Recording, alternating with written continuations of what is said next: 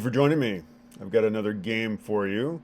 This one between the current champion of the Philippines, Daniel Quizon, versus three-time champion of Vietnam, Tran Tuan Minh. Tran Tuan Minh, he has been a grandmaster since 2017. He won the Vietnamese championships in 2017, 2018, and 2021. And there you can see he's ranked 761 in the world among active players. And then, of course, Daniel Quizon, he's rated at about 2,300 as far as, well, 2,302 as far as active players. He was born in 2004. He's still just an international master, although he will be a grandmaster soon, I believe. But let's go ahead and get right into the game. The grandmaster begins with the English opening. We have pawn to c4, and Quizon goes with knight to f6. So we have the King's Indian.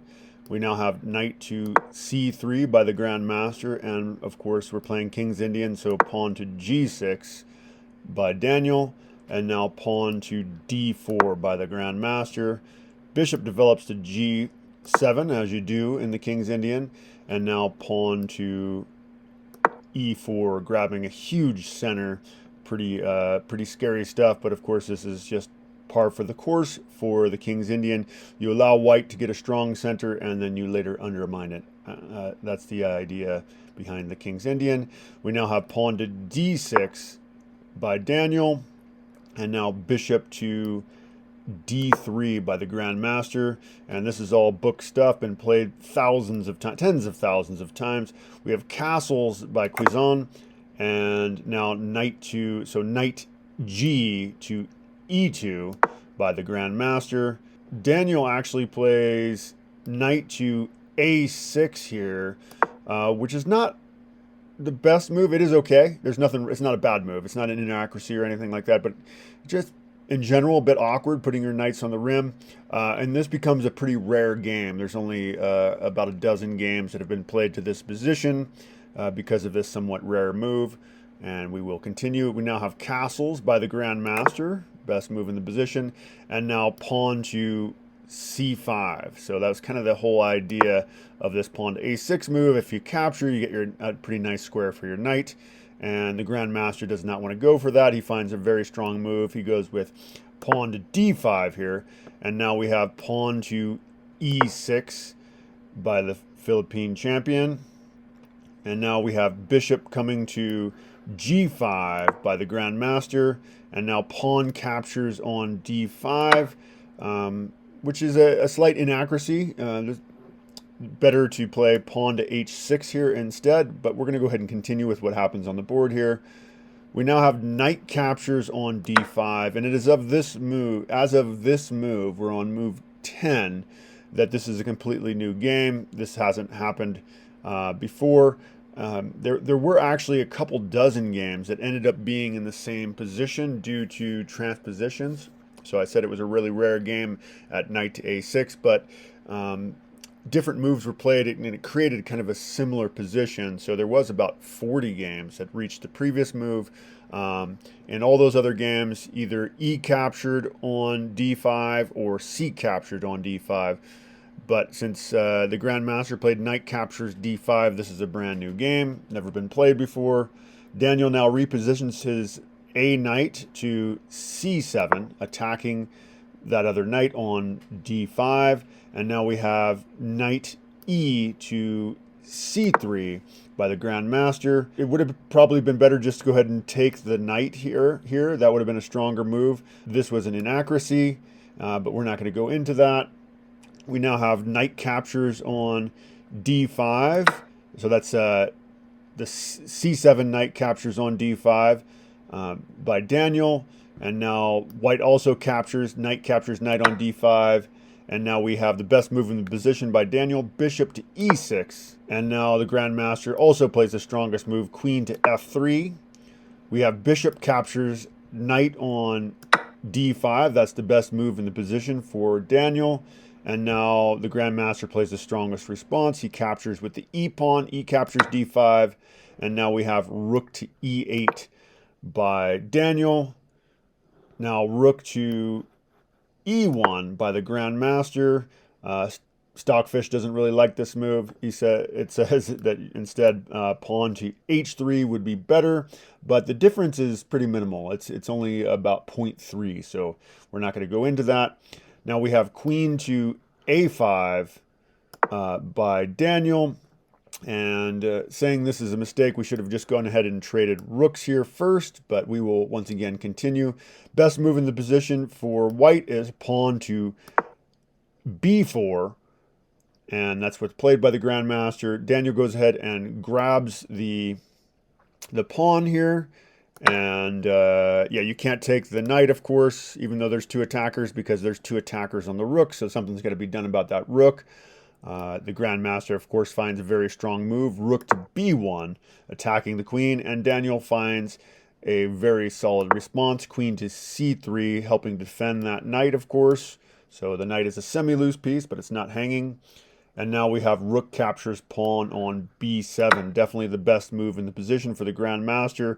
A great spot for that rook. And, you know, things could get a little bit scary with that rook being back there like that. Daniel now plays rook to E1. It might have been better just to go ahead and play rook to B8. That would have been a little bit stronger in the position, but we're not going to go into that.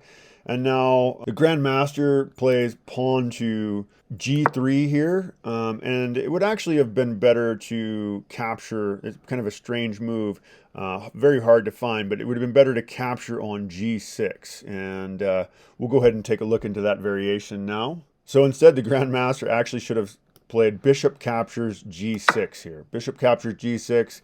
Best for black would be rook captures on F1. King captures rook on F1. Queen captures pawn on C4. Check. And offering up the queen then, we have queen to D3 would be best for white. Queen captures D3. And then bishop captures queen on D3. And now pawn to H5 by black. Bishop now back to D2 for white.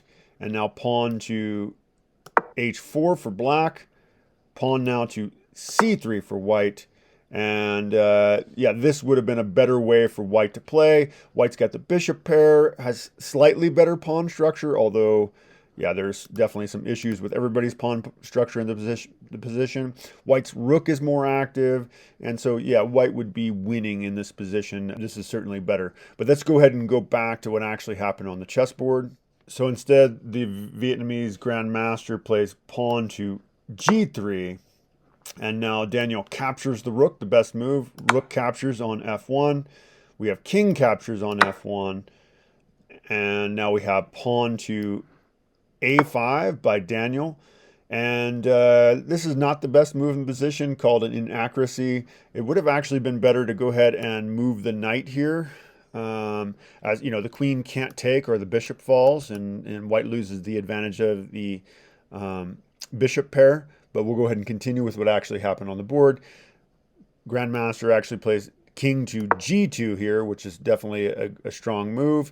And now Daniel moves his rook back to F8 here, trying to help protect his king there. And we have queen back to E2 by the grandmaster. Daniel plays queen to D4 here. The engine likes the idea of just pushing this pawn here. As there's ways that you could probably win this pawn directly, so maybe clearing out the path for that pawn would be best. And now we have bishop back to E3 by the grandmaster, very strong move. And now queen to A1 by Daniel, and you can see that pawn is yeah, hanging there, or well, it's not hanging there. It's the queen's guarding it right now. But this is the best move in the position for Daniel. And now we have bishop to F4 by the grandmaster, rook to E8 by Daniel now, and queen to F3 by white. This is the best move in the position. And yeah, now that pawn is hanging. We now have bishop to F8 by Daniel. Engine likes just going ahead and pushing the pawn to H5. Instead, it's saying that bishop F8 is a mistake. But we're not going to go into that right now. Let's have bishop, or white plays bishop to g5 now, attacking the knight. And so the knight is hanging. There's 2 attackers, only 1 defender. So Daniel plays bishop to g7, the best move in the position, defending the knight. And now we have bishop back to f4 here by the grandmaster, attacking the d6 pawn, of course. So Daniel goes ahead and moves his bishop back to to f8, defending. It would have been better just to go ahead and move the rook to d8, says Stockfish, but I think Daniel wanted this rook to be on an open file. You know, we've got this nice open file. Rooks like that. They don't want to be babysitting pawns, so I understand why Daniel made this move. We're just going to go ahead and continue. We have rook to a7 now by the grandmaster. It would have actually been better to pull the bishop back to c1 here. You know, sacrificing the bishop, but giving up, you know, also attacking the knight at the same time. So a discovered attack on the knight. We won't go into that here. We now have pawn to h6 by Daniel, and now rook captures on a5, getting rid of that scary pawn over there, as yeah, this pawn is probably was going to fall. So this defends the pawn. Seems like a strong move, but it's actually a blunder in the position. What he should have done instead is bring his bishop back to d2. We'll go ahead and take a look at that. So he should have played bishop to d2 first, and then Black's best move is actually just to go ahead and play rook to e7, threatening the hanging rook over there. Best for White would be rook captures then on a5 now, and this is a better situation. Just White has more pressure in the position. The pawn is safe. Again, White has the bishop pair, so this would work out better for White. Should be a winning position for White. But let's go ahead and go back to what actually happened on the chessboard. So the grandmaster grabs the a pawn, which seems to make sense. But now we see why Daniel wanted to leave his rook on e8. He now plays the strongest move in the position, rook to e1. The grandmaster drops his rook back to a8 here, which is a blunder. He should have played h3 here, and he would have been okay. So instead, h3 is played by White, and then rook to a1, or h1. Rook to h1 would be best here. Queen then to e3 by White. Queen to d1 for Black. Now rook goes down to a8 is best for White. Rook to g1, check. King to h1, rook to h1 check, and yeah, so this ends up being a draw. You can force a draw in this position.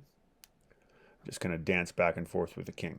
But let's go back to what actually happened on the chessboard. So instead, the grandmaster blunders, plays rook to a8, and Daniel finds the strongest move in the position, just g5, attacking the bishop. Best actually would be just to go ahead and capture the pawn on g5 here, just kind of tearing open Black's castle, giving chances of maybe getting some sort of draw if you're lucky. But instead, the grandmaster plays rook captures on f8 here, sacrificing his rook for the bishop. Daniel's in check, so he goes ahead and grabs the rook on f8, and now we have bishop captures d6 check, so picking up 2 pawns. So he sacrificed his rook for a bishop, but then it seems like he's picking up a couple pawns, so it does make sense that he went for this. This was the best move in the position. So after king moves to g7, getting out of check, we do see pawn to h3, trying to prevent the attacks over there. And Daniel finds the strongest move in the position. He plays pawn to h5. The grandmaster now plays queen to f5 here, maybe hoping to kick the knight and get into this position. You know, he's got a battery with his bishops. This actually wasn't the best move. He should have instead played his bishop there, suggests Stockfish, but we're not going to go into that variation just now. Best move in the position for Black, rook to g1. And now the king to h2, only move. And now rook over to h1 check by Daniel. King to g2. And now we have queen to g1 by Daniel, kicking the king out. King to f3, only move. And now we have pawn to g4 by Daniel. Check. That's the best move in the position. H captures on g4 by the grandmaster. And now pawn captures on g4 by Daniel. And the king now has to run to e3. Now we have queen to c1 by Daniel, and it is in this position on move 39 that the grandmaster and Vietnamese champion does resign the game. As there's nothing to do here. The only move he has is king to e2, and then rook to e1 is checkmate. So no chance of fighting on in this position. Obviously, the champion of the Philippines is not going to miss a mate in one. So yeah, that's the end of that game. Thank you for joining me for that. I hope you enjoyed it. Please like and subscribe. I will be posting many more of Daniel Quizon's games, as well as games of Long VIE and other chess masters. Please let me know if there's another player that I should be covering. If there's somebody else out there that you want to see, let me know. I'd love to cover them.